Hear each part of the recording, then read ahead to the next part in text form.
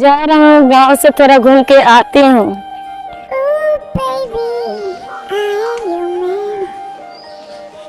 ओ साली जी, कहाँ है तनी? जीजा सर घूमने जाता नहीं चलबा का? हां का कलो साली जी ना सुनाई लो? का रे जीजा बाई चोदवा का कले कि ना सुनाइल कान में तो लाड़ पहन ले बारे त सुनाई कहां से? हां अच्छा साली जी घूमे तनी ठीक बात ठीक से घूमे हमरा गांव के लेके बाई चोदवा से हमार चोदवा हम से का कलो जीजा सर उ तेरा गांव के लेके मादर चोद हम सन ओ हेंगन करिया सन तब हम हेंगन करे मामू मादर चोदे होय। तब तू पक्का जरिए के खिलाड़ बा। तू का जन्म जीजा सर हम बचपने के छिनार होय। ठीक बा साली जी तू खिलाड़ बच्चा छिना रखो लेकिन जा हमरा गांव के लेके तो छोड़िए से ना जा जा।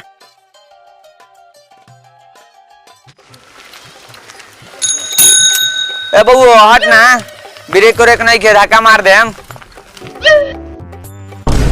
अरे साला लई की भागे तो सरवा के ना तो धक्का लागी ओकरा वजह से आ डरियाई हमरा के। का बात बा बूढ़ा कुछ बिना कहला ही साल के उठा के भाग गइल हम इतना सुंदर बनी का। एकरे जाए रुको ना। करे कोरिया हमरा के करेजा कलिए। हां तो करेजा खाली बारू तो करेजा ना कहीं तो माल के। करे मुत के ना के बेटा तोर उम्र कितना होते? उम्र का है पूछत पटबू का और जाओ ऐसे भी मन लगे कोनो मालूम नहीं किस। करे ना ते बेटा हेती चुकी बारे तोरा लाज ओज नहीं खेला को। लाज काहे लगी जब माले पटाई बता एगो चुमा दे दो।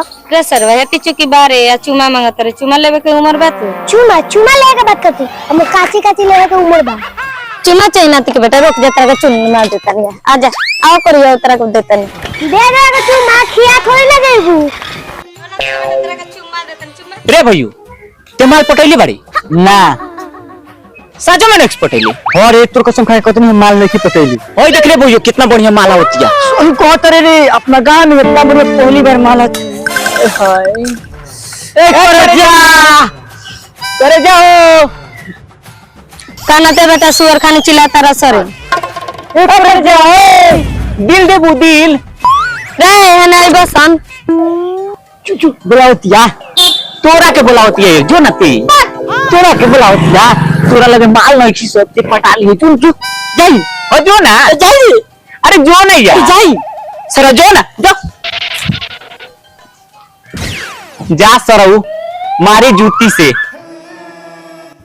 कौन है दिल देबू कि ना देबू प्यार करबू कि ना करबू जल्दी जल्दी बताओ हमार माई बोले लक्ष्य घर प्यार वो तोरा से मुंह ना देख ले अपन बोका के गांड नियर बा। बड़ दोगली बारू हो कदे लुगेस थी मैं बेइज्जती वाला कौन बात बा बोका के गांड नियर तोर मुंह बावे तो बोका के गांड नियर न कह तार वो कौन जीवन बा तोर मुंह आता सुअर के गांड लेखा बा ना ते के बेटा सुअर के गांड लेखा हमर मुंह बावे रोका तारा के बताओ तनी मार के चप्पल से गाल लाले क दे हम जानला कि ना। सरवा अभी ले ना भाई लागो तो पटाल लो का बहन चोट के बेटी ना पटल खियो खोड़े लाड़ पटल दे तोर लखियो जा सरवा झांक ले मुंह बना क्या होता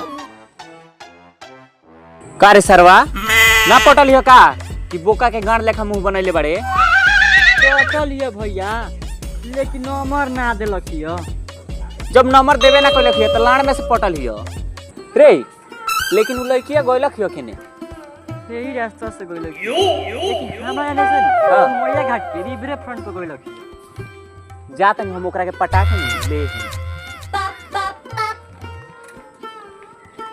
जा सरौ चुंगाई हमरा के घाट में लगे तारा के दे दी तुझे खिला दिया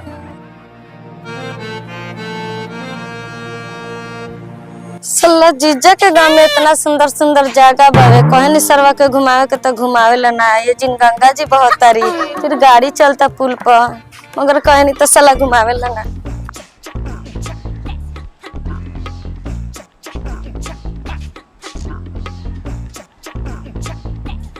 इतना अच्छा हवा बहुत है जो लड़का लड़की जरूर आवत है सब का करे जाए जा का कर तरू बारा कुत्ता का चौदल बारा सर तनी के चलते जी बैठबो ना करी का रे हम ये कुत्ता जैसन माने से ये कुत्तवा पर कितना कुत्ती बढ़ेली स सही कहा लगाव के लड़का गाँव खने होकेला सब तनी गांव के लइकवा के दिल दे के देखा केगो पानी छोड़ा दे तनी स तनी के उम्र कितना होता रे तनी के माई लार कटाई देले भी पानी छोड़ा के बात करता रसन ए करे जा साफ सुथरा बात बताओ देबू कि ना कौन ची मांगता रह सर नतिया के बेटा कोची मांगता नहीं सो चुम्मा जौन समझे तारू वो मांगता नहीं देबू रोकल नाते के बेटा तारा लोग के चुम्मा देतनी अब गैठी ले ला अब बना न एक बेटा बना सर हमर जूतिया लेके भाग गइलन सन। रे सर रे भाई सर जूती कहां से लेके आओ तर सर?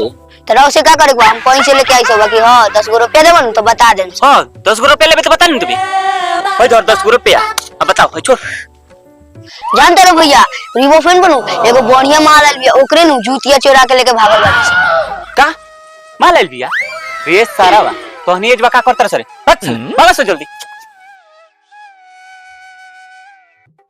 सरवा हमरा गांव के लड़का बिगड़ गइल बाड़सो लेकिन ई काम ना कि जूतिया हो चलो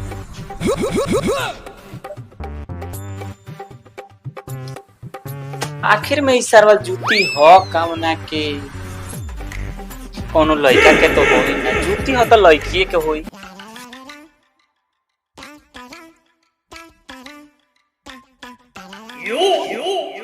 अरे सरवा तो उहे लड़किया ही हो पूछता नहीं कहीं ये करे तो जुतिया ना लो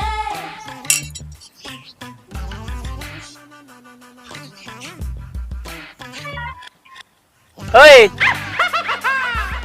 अरे औरे जुतिया का हां भैया हमरा जूतिया भाग रे बहन छुती तो हमरा के भैया कहतिया। थैंक यू जी जूती लाने के लिए। राउर इजाजत होगा तो कहीं हम बैठ जाए काहे ना बैठी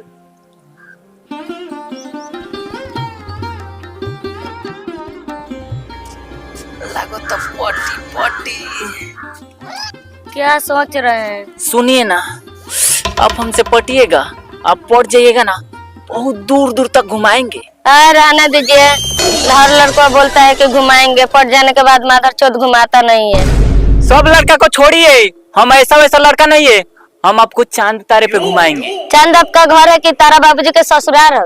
चांद हमारे घर ना हो ना हमारा बाबूजी के ससुरारी हो लेकिन चलो करे जा तारा के बहुत बढ़िया जगह घुमाए चलो। अरे हमारे गोड़ दिखाता है कोरा में ले चलिए। कोरा में चलो और उठा ली।